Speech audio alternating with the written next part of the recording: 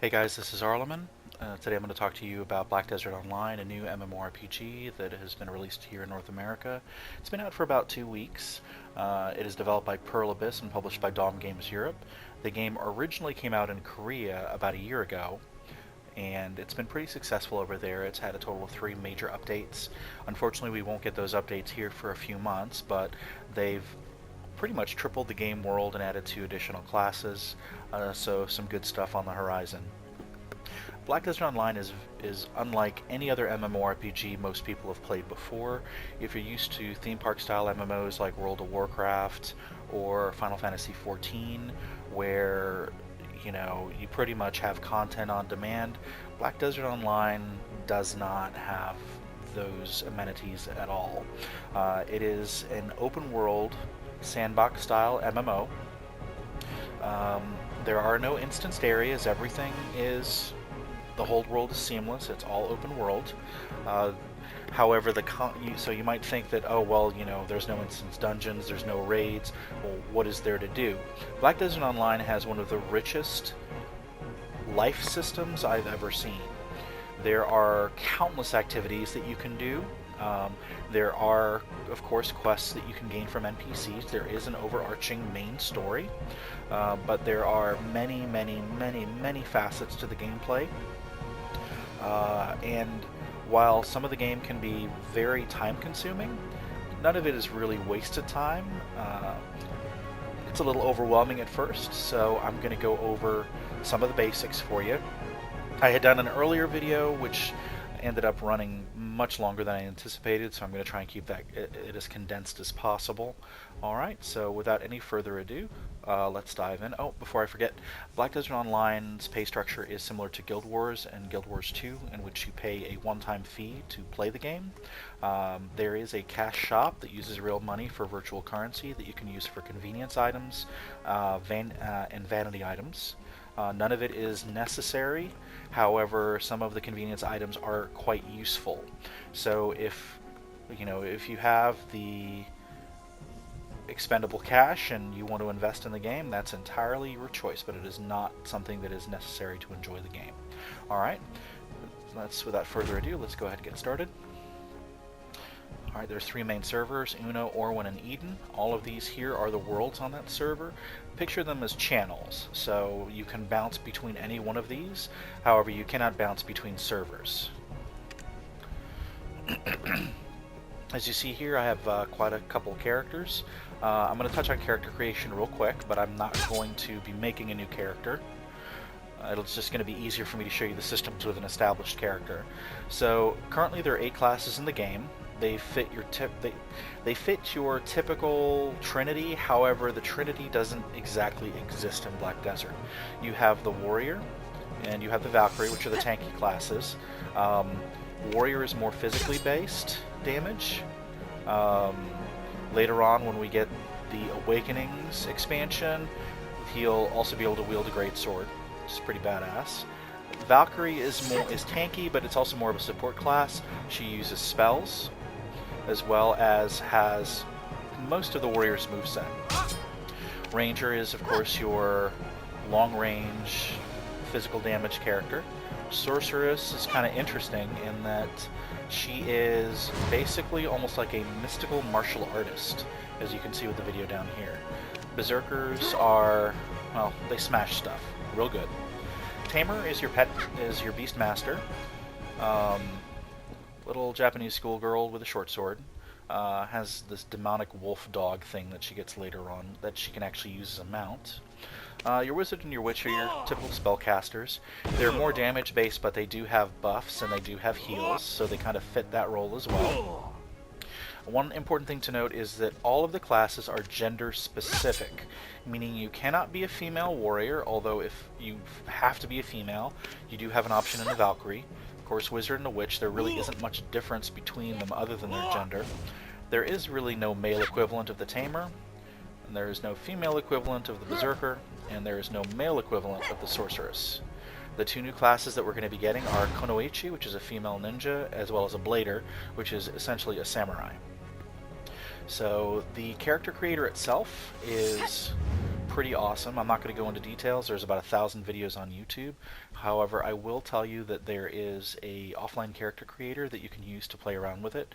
I highly recommend it simply because Black Desert has one of the most amazing character design and customization in ever. So that kind of took up a lot of time with my last video, so I'm not going to mess with it. But definitely, I know a lot of people like to take their time in making their characters, and Black Desert is no exception. As you see, it is a stunning game. The characters are amazing. So I'm going to go ahead and head back. And if you did watch the previous video, you saw me running around with Balsaraf. I think I'm probably going to go ahead and keep her, so we can pick up where we left off. I'll touch on some of the things we talked about earlier. Now, the game is very hard drive speed specific. I'm installed on a solid state drive, so a lot of the loading works pretty well. You have tons of options for graphical settings. The engine scales fairly well. However, since it's open world and it does stream, then just know that one of the problems the game has is with some texture pop-in. So it's not awful, however, it is noticeable, as you can kind of see there. So, to my knowledge, it's a known issue. It's existed since closed beta 1 of the Korean version, and it's probably not going to be fixed anytime soon. However, it doesn't really detract from the game's beauty. It's just the faster you're moving, the more evident it is. Alright, so this is the starting area. This is the town of Olvia. I think it's really good. There are a couple things once you start. The UI itself is similar to most MMORPGs. You've got a quest log. You've got a quest log over here. You have a mini-map here. In Black Desert Online, you have an overall character level, which determines things like your attack power, defense power, your hit points, your magic points. You have skill points, which is currency used to purchase new abilities. And because it is an action MMO, it's basically a fighting game. You have all kinds of abilities that combo into one another. This is the skill progression. The nice thing is that if you mouse over, it'll show you what the move looks like and what the combination is. Now, I like to play the game with a controller, so sometimes it's a little frustrating because it doesn't give you the controller prompts, but the button bindings do make sense, so with practice, it is entirely doable, as you'll see. Alright, so energy points. Energy is a really big deal in Black Desert. Energy determines what your character can do as far as interacting with the world. If you gather, if you craft, if you engage in the conversation minigame to build favor with NPCs, even talking in global chat requires energy consumption. Energy is built by gathering knowledge. Knowledge it's really actually pretty awesome. Knowledge determines, obviously, your interaction with the world. So, as you discover certain things in the game, and it actually also includes enemies as well. See, we've got ecology, different species of fish. It's amazing, but as you build knowledge, knowledge is so central to what you do to the game, and the only way you can build knowledge is by interacting with NPCs, learning new things, finding new locations, fighting new enemies, finding new objects, creating new objects, gathering new objects. Anything that would increase your knowledge in real life basically works here. So as your knowledge goes up, so does your energy. So you'll see here that there's an energy cap. I've got 84 total. Now this is a new character, and the reason why her energy is so high is that all of your characters share the same energy cap. However, all of their energy pools are individual. So as you complete quests on your characters, your knowledge, your overall knowledge is shared, so your cap continues to go up, and your energy expenditure is independent on your character. So as your alts are offline, they're renewing their energy. So, you know, if you really wanted to be like a trade mogul, you could designate characters as crafters and gatherers and dedicate the usage of energy to just one activity instead of trying to do everything on one character. The next is called contribution points. Contribution points are currency, as it were, and the only way to build contribution points is via questing. So this is what your quest log looks like. It actually breaks everything down pretty well. For your quest rewards, there are different icons for experience points. The gold medal is contribution experience. The fist is energy renewal, because now this is a fishing quest, so when you fish you consume energy, so completing the quest actually restores energy that you may have spent. Alright, skill experience is denoted as a scroll, and regular overall experience is denoted as a blue gem. Alright, and of course you can get certain things, like this quest itself rewards a weapon box that when open will give you a class-specific weapon, depending on what you are. You can actually stick this in your storage, put it on one of your alts if you need a new weapon, and you open it there. Okay, so with that said, now contribution points. Contribution points are only obtained through quests. And of course, not all quests will give you contribution points, but the reason why contribution points are kind of at a premium is that contribution points allow you to interact with the main map. Black Desert Online has a massive, massive world map. So let me kind of zoom out while let's see, we are currently in Olvia, So this is the town where we're in, and as you can see, there's all these little houses. These are houses that you can purchase. And of course, when you purchase them, they require contribution points. You can actually have as many houses as you want, however, you can only have a total of 5 residences. Houses are really important because they determine what can be crafted. As you see here, this tool workshop, you can make these items. Alright, the only way to make items is by hiring and deploying workers. I'll talk about that in more detail in a later video, but for right now, what makes contribution points important is they're your currency for activating nodes. So I'm going to try and break down this very complex map to you because you're going to be spending a lot of time planning with this. So as you see here with this town, Olvia, it's already been activated. As you can see, it's got a yellow ring and a white ring around it. Anytime you go into a new town, it will automatically be activated. Okay?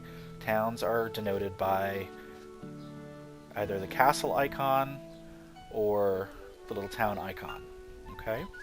Now, what you see connected to them are called nodes. Alright? So if we go to Cast a Farm over here, which is going to be one of the first nodes you'll see, in order to activate a node, hang on, let me give you a better example. Alright, here I have a node. Let me see if I can find a node here that's not activated. Here. Okay, so when you come across a node, first you have to actually discover it in the world, which means you have to physically go to the area. Once it's active, it'll show up on your main map. However, it's not considered connected. As it says here, I've got to visit the node manager to invest. So, which means that in the area, not exactly right in the middle, there's going to be an NPC that you can talk to spend contribution points in order to turn it on.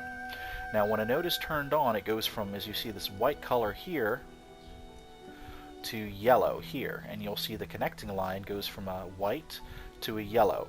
That means that that node is connected to a previous node. And the reason why nodes are important is as far as trade is concerned, as well as transport. Now, trade is, you see these little wagons here, is that if you've watched my fishing guide, I talked a little bit about how you can actually use fish for income. Likewise, you can craft and or buy trade in a specific town and then transport it yourself. You can actually buy a wagon and take it to another town to sell it. However, If the two towns are not connected via a node path, you're only going to get 30% of the value of the item. So if you're interested in engaging in trade, you need to make sure that all of your nodes are connected. Now I've got several nodes here that are not connected, and don't worry if you actually activate a node and you realize, oh, I didn't want to do that, I want to use my contribution points anywhere. You can actually uninvest in a node here. You can withdraw your contribution, and it will refund your contribution points that you spent on it. However, you will not get your energy investment. So I'm going to try and break this down as simple as I can. So in review, when you go into a town, you'll activate what's called an exploration node, which is basically, hey, I've arrived, I can see this town on my map. Okay? When you go to a node, when you discover an actual node, it requires you to spend contribution points to activate it. Now, some nodes will have resources. As you see here, it's got this little wheat icon. Alright? And let me back out a little bit so you can see. Not all nodes have resources attached to them. Most farms do. Like if I go to Olvia Coast, you'll see there's no resources here. If I go to Wolf Hills, oh look, there's a resource here and it says Ash Timber, meaning if I invest in this node, as you see here, this will turn yellow, and that means I can start sending workers to gather that resource. Alright? You can hire workers in town, although the amount of workers you can have in each town depends on several factors, such as do you have housing for them, etc. So, nodes are very important for trade, especially when you start fishing, because if you don't have nodes connected, like for example, I was fishing out here on Ilya Island, although I couldn't sell anything back to the main shore because I didn't have anything connected to it. So as you see here, I'm starting to do the island hopscotch to connect that part of the map. Also, remember at the beginning of the video I said that there's no real convenience items. Each town has its own storage. They are completely independent of one another. There's no global linked bank of anything in the game. So if I have items over here in Velia, as you see, and I want to move them, let's say I want to move this sword over to Olvia because that's where I am. You actually have to hire a transport. Connect to Olvia. It's going to be by wagon. I'm going to send that sword, and it'll give you a transport fee. And it's a bound item, so it won't take it. I'll send some beer over. It's much cheaper.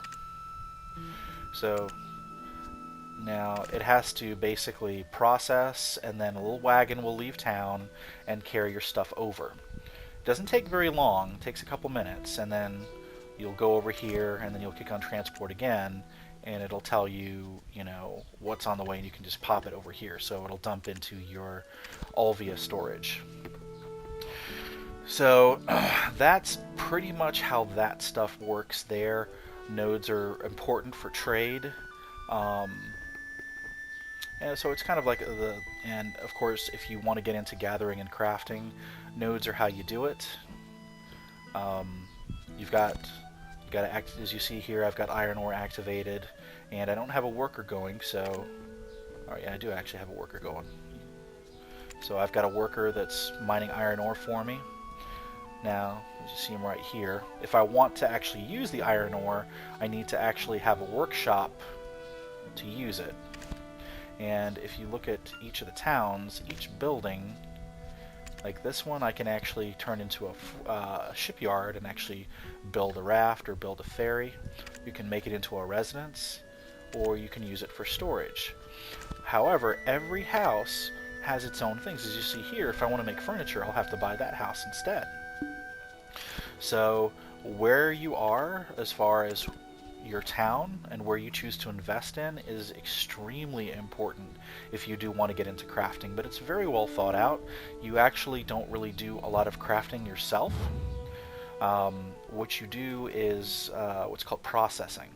So if you hit produce, there are certain things you can do, such as shaking, grinding, chopping, drying, thinning.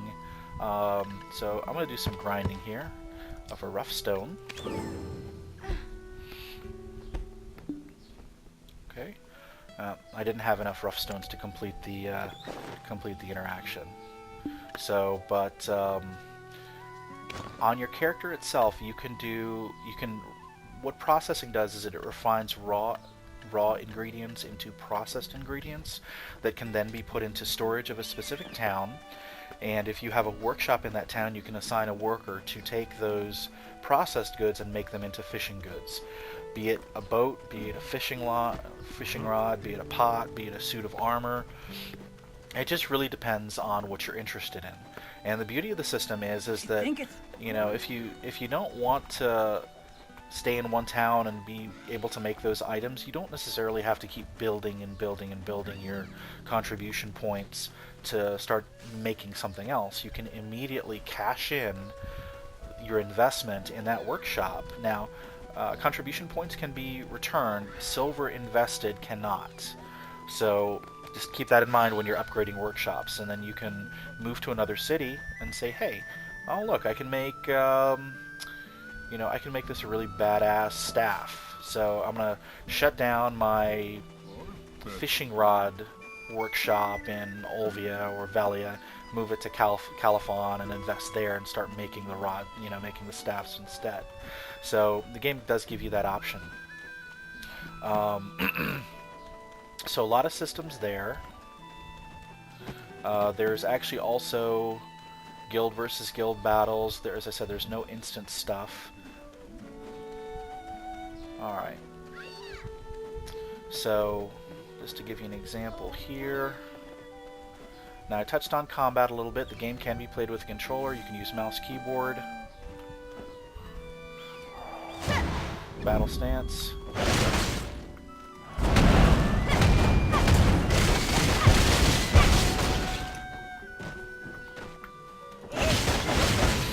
Alright.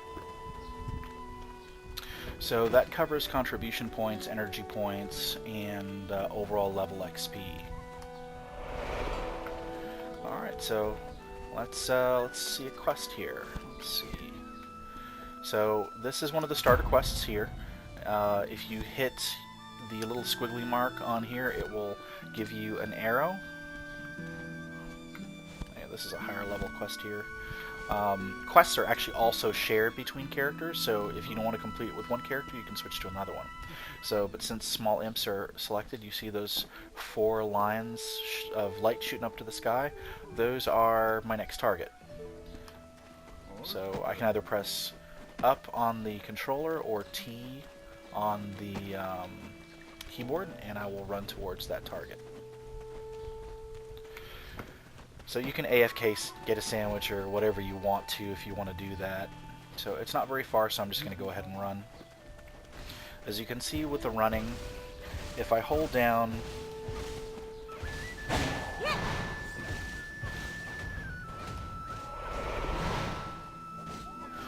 So if you walk, you notice that the pop-in and stuff really isn't quite as noticeable. Everything seems to render normally.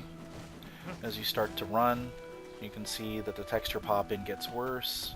You speed up. The reason for this is, of course, the game is completely open world, so everything has to load as you go. I'm running a pretty decent system. It's not that bad. You do tend to get used to it, but it is noticeable.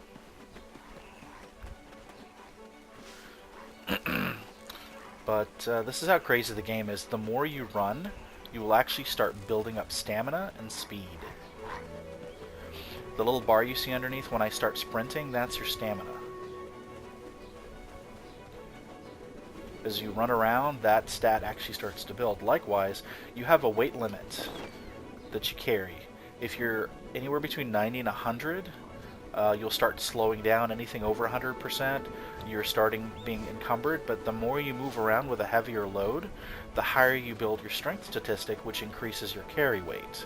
Although it requires kind of a significant investment of time to actually go up levels while encumbered, but, you know, it is an option. Okay, so we've got some quest objectives here.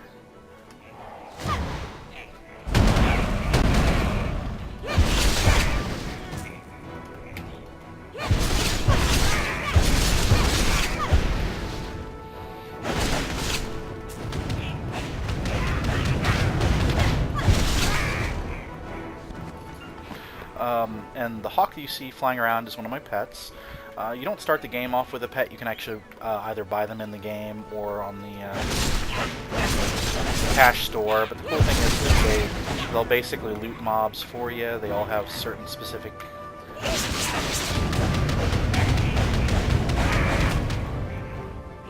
Alright.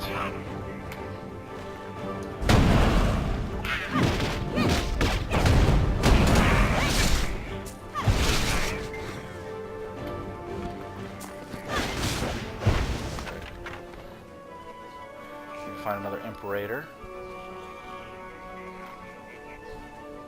There he is.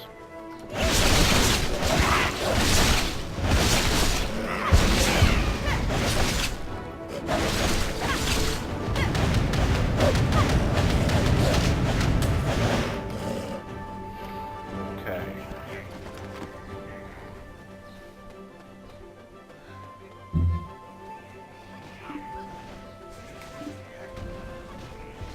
Of course, this is a beginning area, so the stuff's not going to be too terribly difficult.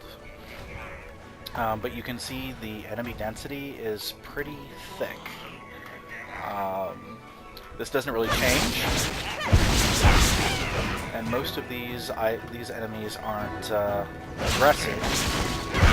Although I assure you, when you get into an area where enemies are aggressive, you really got to be methodical about what you do.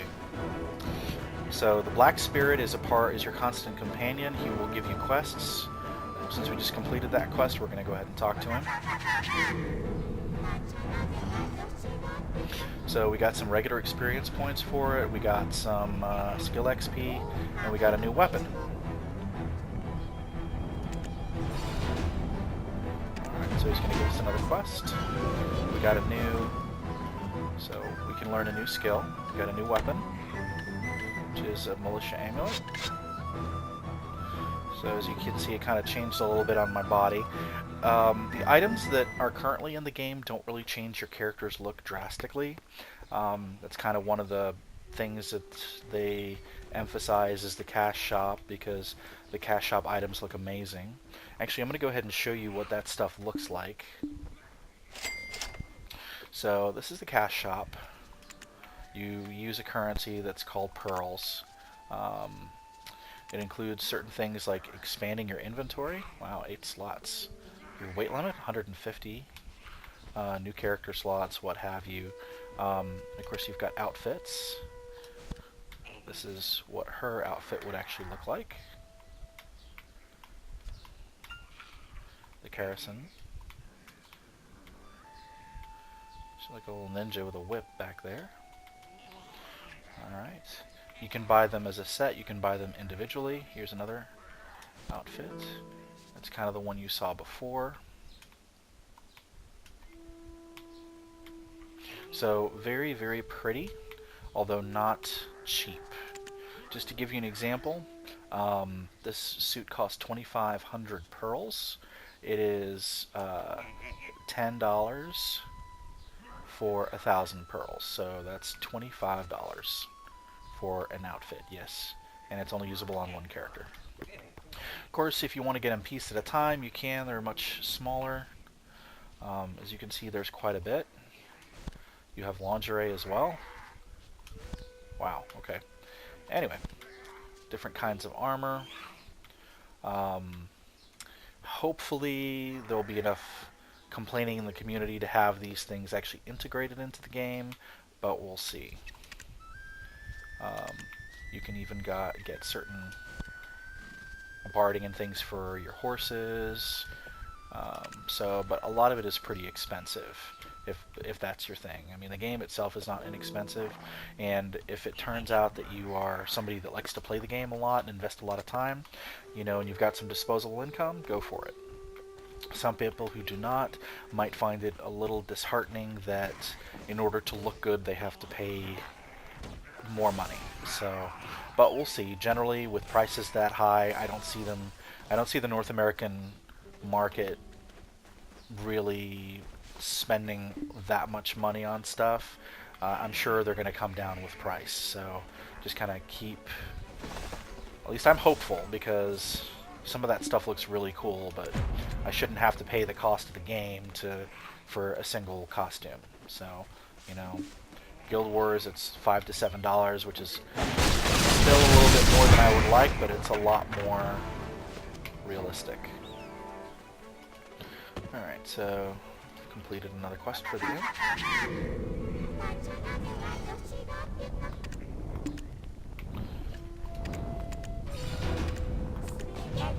Alright, so we got another item. Got a hood. Now, you can turn things on and off. Unfortunately, they took out helmets outside of vanity stuff, so we'll see how that works out as the game continues. Alright. So we gotta kill some more mobs here. These guys are red, so he went down easy, didn't he?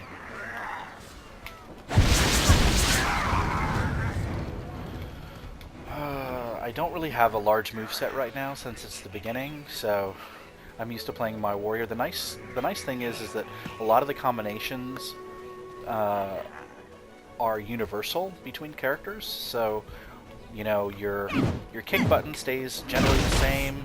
You hold back and you kick. You generally have a way that can knock them down.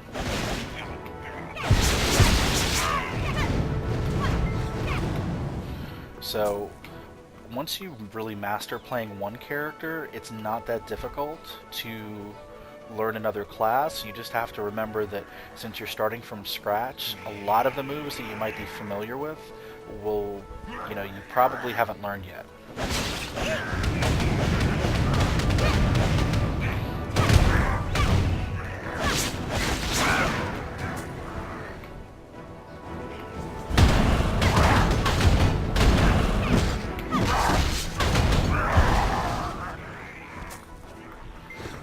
And there actually is a dodge button. It does require stamina to use, though. He can't see me, so we're going to back attack. He's on his knockdown. Whenever enemies are knocked down, they take more damage. Alright, there's another quest.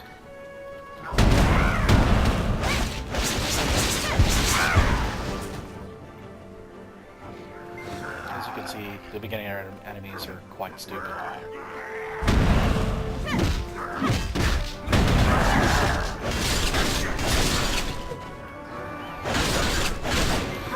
Now, similar to most other action MMOs, you don't have to get hit.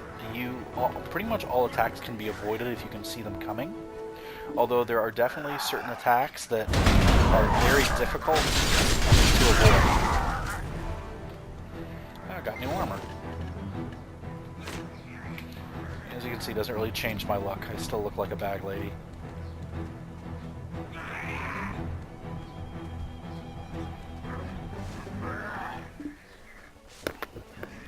So we still need to find one more Steel Imp. Thankfully, the respawn rate on a lot of these enemies are very, very... Warrior. The respawn rate is really good, so... Oh, let's make some friends.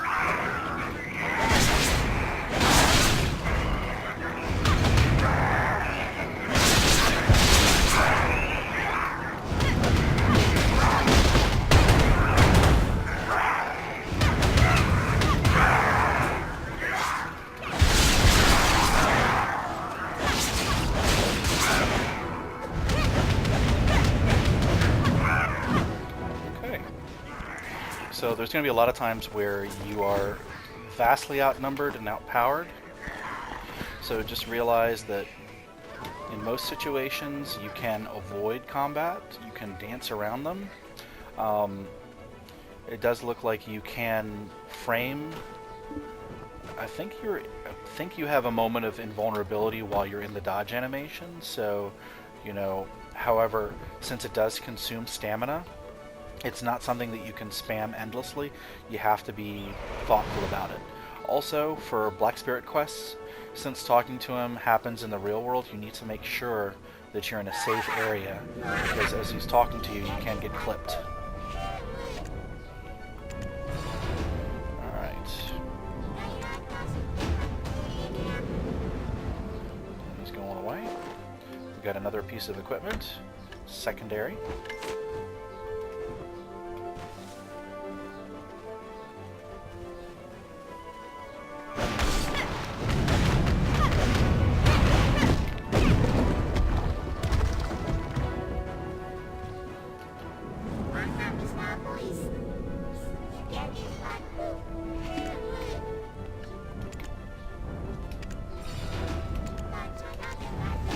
Okay, so now we have a quest.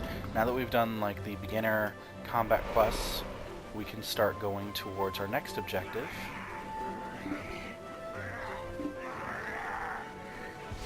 Which, while you see the different arrows, they're pointing me to different quest objectives.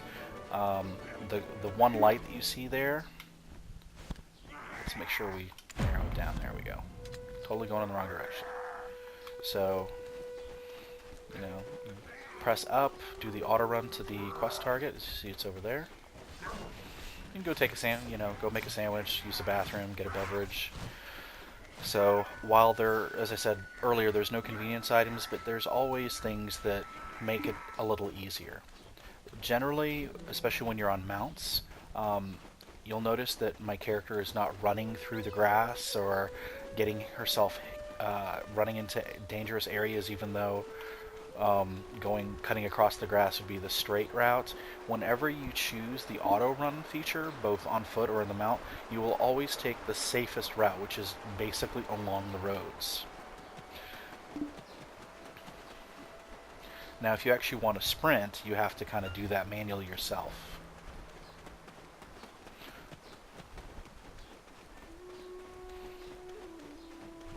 Alright, so we've come to our first fort. You can greet people,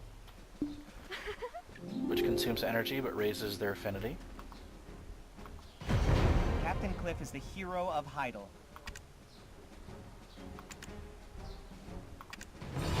Not a single one of us has lost our pride.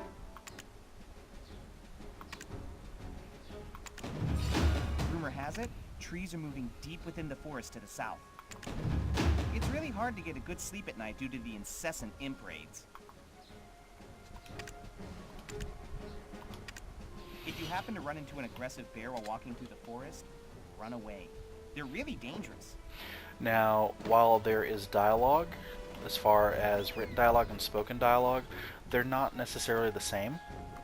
And you really want to pay attention to the written dialogue. That'll actually give you the quest stuff, but what they're actually telling you in the audio are usually very helpful hints. Like, you can go up to a guy and, you know, he'll be giving you a quest to go kill imps or orcs, and his actual audio dialogue will be, this node can be connected with such and such town. So, you know, sometimes you got to pay attention to what they're saying. Oh, that doesn't look good. This thing is noisy. Alright, so this is another example of building knowledge. It requires 3 energy, but This breaks, you're done. when you spend it, I get new knowledge about the ogre. God, this thing is noisy. Hey, no problem on that side. Hold on. If this breaks, you're done. So it actually turned out to be a quest that I had from one of my other characters. Hey, But, no problem on that side. so that's that quest. You must be an adventurer. Do you need a weapon?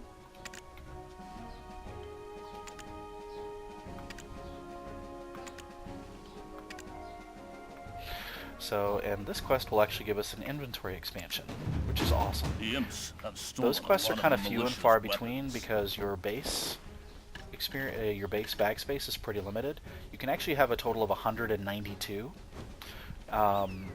While it's faster to purchase on the cash shop more inventory space because it's a convenience item, there are many quests that will allow you to do that stuff on your own. Just realize that, as I said, they are very few and far between. Alright, what else can I talk to you about? That's basically it for the basics. Make sure that you are... Okay, well, actually, let's go to the skills vendor, because I don't have any movesets since I haven't really bought anything. Pretty much in every town you'll have what's called a skill instructor. Ordinary men always obsess about their glory days. Now, when you learn skills, there's an important thing to remember, is that while I can go away from him and learn skills on my own, it actually will consume energy to learn them on the fly. Alright, and you don't actually have to go along the graph here to find your stuff. Anything that you're able to learn, once you have enough skill points, it will automatically pop up over here in learnable skills. However, like let's say for example, if instead of 11 points I only had 8, Abyssal Flame would not be here in the skill list because I wouldn't have enough skill points here. So it's generally a good idea to hold off on buying skills until you have a pretty decent skill point pool, so you can see exactly all of the things that you're able to learn at your current level. So if you're really energy conscious, you'll want to go to a skill instructor to learn Stay stuff. alive. You must learn the appropriate So skills. got Shield of Darkness, Rebounding Darkness, Sharp Nails.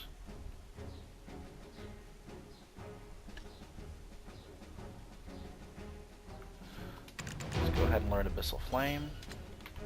And some of these moves are like ridiculous. Hadouken! Longer I hold, the stronger it gets. Although it does consume one of the resources, such as shards. But now I have a long-range attack. So, I think that's probably enough for this little tutorial video.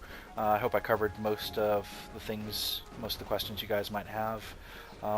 Next video will be probably mid-level stuff. I'll show you the warrior and horseback combat. Yes, you can actually fight on horseback. Hope you enjoyed it. Until later.